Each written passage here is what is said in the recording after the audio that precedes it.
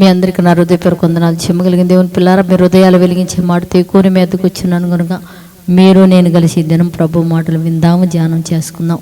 మరి ధ్యానం చేసుకోబోయే ముందు రాత్రి కాలం నుంచి మమ్మల్ని సంఘాన్ని భూమి మీద ప్రతి మానవుని జ్ఞాపకం చేసుకొని ఎన్నో మేలులు ఎన్నో ఉపకారాలు దయచేసిన దేవుడికి మన ప్రభు మన రక్షకుడు యేసుక్రీస్తు వారి నామములో శిరస్సు వంచి వందనాలు స్తుతులు తెలియచేసుకుంటూ, మరి ఈ దినం మన ఆత్మలకు ఆహారంగా ఏ మాటలు ఇచ్చున్నాడు దేవుడు, ఆ మాటలు మనం ఆహారంగా మార్చుకొని తినబోయే ముందు దేవుని పిల్లరా ఒక చక్కటి శరణంతో ఆరాధన చేద్దాం. మనం ఆలయంలో ప్రవేశించండి అందరూ, స్వాగతం సుస్వాగతం యేసునామంలో. నీ బ్రతుకులో పాపమా కన్నీరా, నీ హృదయంలో బాధల కన్నీరా, నీ కన్నీరంత తుడిచివేయు రాజు యేసు కోసం ఆలయంలో ప్రవేశించండి అందరూ, స్వాగతం సుస్వాగతం యేసునామంలో.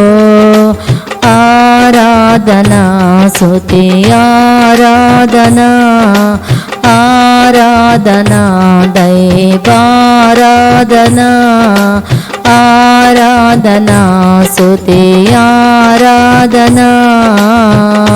జయమగలిగిన దేవుని పిల్లలు మనం చూడగలిగితే కొరింథీయులకు రాసిన పత్రిక మరి 2వ అధ్యాయము 16వ వచనంలో ఒక మంచి మాట రాయబడింది. కొరింథీయులకు రాసిన పత్రిక 3వ అధ్యాయం 16వ వాక్యం ఒక మంచి మాట మనం ధ్యానం చేసుకుందాం. మీరు దేవుని ఆలయమై ఉన్నారని మీరు ఎరుగురా, దేవుని ఆత్మ మీలో నివసించుచున్నదని మీరు ఎరుగురా. మనల్ని ఒక మంచి మాట దేవుడు అడుగుతున్నాడు. ఒకటేం చెప్తున్నాడంటే,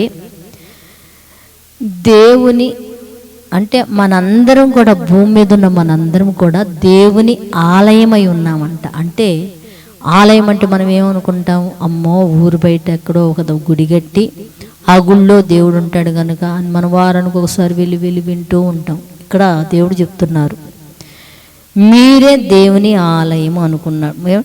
ఇక్కడ ఏం చెప్తున్నాడు, మీరు దేవుని ఆలయమై ఉన్నారని మీరు ఎరుగరా. అంటే మీకు తెలియదా ఈ సంగతి? దేవుని ఆత్మ మీలో నివసించుతున్నదని మీరు ఎరుగరా. అంటే నీ శరీరమే దేవునికి ఆలయముగా మారిపోవాలా.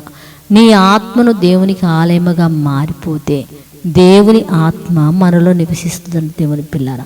ఇంతకీ దేవుని ఆలయానికి మనం ఎందుకు వెళ్ళాలా అంటే, మందిరానికి ఎందుకు వెళ్ళాలంటే ప్రతి ఆదివారం మానక మందిరానికి వెళ్తున్నాం. మందిరానికి ఎందుకు వెళ్తున్నామంటే దేవుని ఆత్మ మనలో ఉన్నది కనుక ఆత్మకు కూడా దేవుని మాటలు ఆహారముగా కావాలా. ఆ దేవుని మాటలు మనకు కావాలంటే మనం ఎక్కడ దొరుకుతాయి? దేవుని మందిరానికి వెళ్ళి సంఘముతో కలిసి దేవుని ఆరాధిస్తూ ఆ దేవుని మాటలు మన హృదయంలో మనం నింపుకొని వెళ్ళగలిగితే ఆ ఆత్మ ఆ మాటలు తీసుకొని బలము కలిగి మనలో ఉంటుంది. మన శరీరాన్ని దేవుడికి ఒక ఆలయముగా మార్చగలిగితే దేవుని పిల్లారా, మనము చక్కగా ఒక మంచి మార్గం వెలుగలిగిన మార్గంలో మనం నడుస్తున్నప్పుడు అనేక మంది మీద మన వెలుగు పడ్డప్పుడు దేవుడి పిల్లారా, వాళ్ళు కూడా దేవుని నీడలేకి దేవుని వెలుగులేకి వచ్చే అవకాశం ఉంటుంది. కనుక ఎంతమంది అయితే దేవునికి తమ హృదయాలు తమ శరీరాన్ని ఆలయముగా మార్చుకొనక అపవాదికి ఆలయముగా మార్చుకొని ఆరాధిస్తూ మరి చీకటిలోకి వెళ్ళిపోతున్నారు. అట్టి బిడ్డలందరూ వారిని దేవుని ఆలయముగా మారినట్లు మనం ప్రార్థన చేద్దాం. చెమ్మగలిగిన మా పరలోకపు తండ్రి, నాయన నీ కృప కలిగిన నామానికి వందనాలు తండ్రి. మేము నీ ఆలయమై ఉన్నామని నువ్వు నాకు చెప్తున్నావు తండ్రి. ఎంతమంది అయితే తండ్రి భూమి మీద నీ పిల్లలు నీకు ఆలయముగా మార్చిక అపవాది ఒక బానిసత్వములోకి వాడికి ఆలయముగా మార్చినైనా చీకటిలోకి వెళ్ళిపోతున్నారు. అట్టి బిడ్డలను నైనా మనోనేత్రములు మీరు వెలిగించండి. వారి మనోనేత్రములు వెలుగుతండి. నీకు ఆలయముగా వాళ్ళు మారినైనా వాళ్ళల్లో ఉన్న పరిశుద్ధాత్మ నీదై ఉన్నదని చెప్పి ఎరిగితండి.